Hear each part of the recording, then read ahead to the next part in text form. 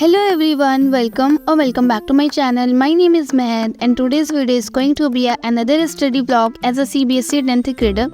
So guys, अभी मैं पढ़ने जा रही हूँ ज्योग्राफी, क्योंकि ज्योग्राफी को मैंने इतने दिन से नहीं पढ़ा। फाइनली कल मैंने इसका लेक्चर लिया इस चैप्टर 2 जो कि है forest and wild life resource. तो इस चैप्टर का मैंने कल लेक्चर ले लिया है एंड आज मैं इसकी NCERT को रीड कर रही हूँ एंड प्लस शॉर्ट नोट्स बना रही हूँ। तो इसकी NCERT को कल मैंने एक बार रीड करा था, बट मैं इसको आज एकदम अच्छी तरीके से फिर से रीड कर रही हूँ बिकॉज मुझे बनानी है इसकी शॉर्ट नोट्स। और मैं इसकी नोट्स वगैरह कुछ ऐसे नहीं बनाऊँगी कि इसकी स्पेशली ऐसे नोट्स हो, तो इसकी नोट्स सिर्फ मैं 1 पेज में बनाऊंगी और ख़ुद को एक्सप्लेन करके बनाऊंगी। मतलब मैं सिर्फ टॉपिक लिखूंगी, उसके आगे खुद को एक्सप्लेन करूंगी। तुम लोग समझ सकते हो कि मैं क्या कहना चाह रही हूँ। सो बस यहाँ पे मैं इसको अच्छी तरीके से नोट्स बना रही थी और मैं अपनी NCERT को भी हाईलाइट करती रहूँगी बीच बीच में, जो भी मुझे इंपॉर्टेंट पॉइंट्स लगेंगे।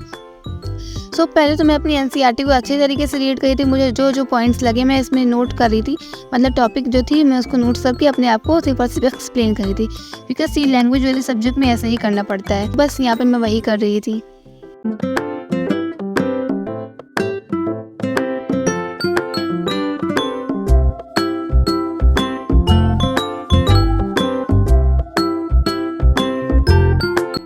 तो पहले मैं कुछ इस तरीके से नोट्स बनाया करती थी कि जब मैं लेक्चर लेती थी तब मैं नोट्स बनाती थी। लेक्चर के बाद मैं NCERT को एक बार रीड करके फिर मैं दोबारा से अपनी एक अलग नोट्स बनाती थी, जो मेरी एक बहुत ही मतलब रजिस्टर में नोट्स बनाया करती थी। बट एट दी एंड मुझे रियलाइज़ हुआ कि ये बहुत ही ज़्यादा टाइम चला जाता है मेरा इस चीज़ में। तो अब मैं क्या करती हूँ कि जब मैं लेक्चर लेती हूँ तो मैं अपनी NCERT को लेकर बैठ जाती हूँ और उसमें हाईलाइट करते जाती हूँ, जो पॉइंट्स रहते हैं तो उसको हाईलाइट करते जाती हूँ एंड उसके बाद मैं NCERT को रीड करके उसकी शॉर्ट नोट्स बनाती हूँ। तुम लोग मुझे बताना कि तुम लोग किस तरीके से नोट्स बनाते हो। तो मैं इस तरीके से अभी बना रही हूँ फ़िलहाल तो अभी इस तरीके से ही बना रही हूँ। आगे का देखते हैं क्या होता है।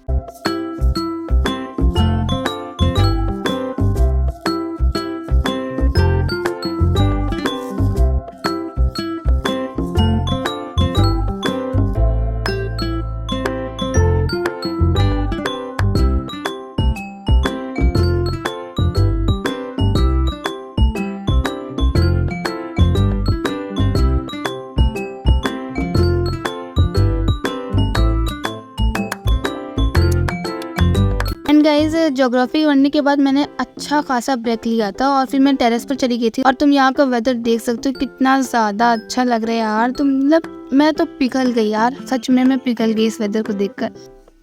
एंड फिर नीचे आके मैंने एसिड बेसिस एंड सॉल्ट्स की इंडेक्स क्वेश्चन को सॉल्व करना स्टार्ट कर दिया।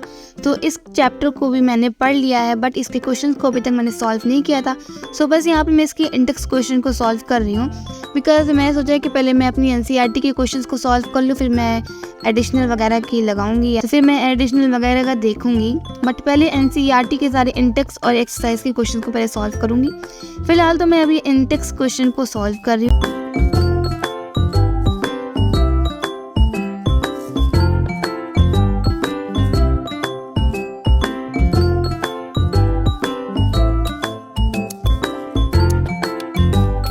सो गाइस, कल मैंने अभी NCERT एग्जाम्पलर ली है साइंस की।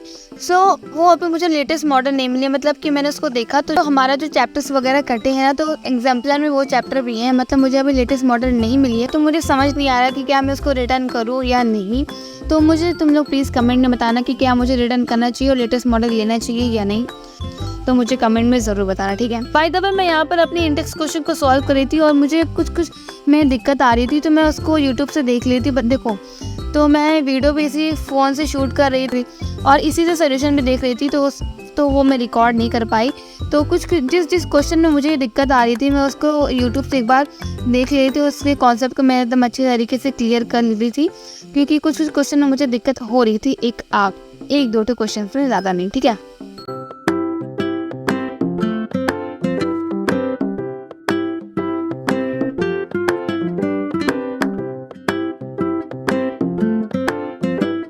बस मैं यहाँ पे अच्छी तरीके से अपने आंसर की प्रैक्टिस कर रही थी कि मैं अपने वर्ड्स में अच्छी तरीके से आंसर को लिख सकूँ, जिससे मुझे फुल मार्क्स मिले।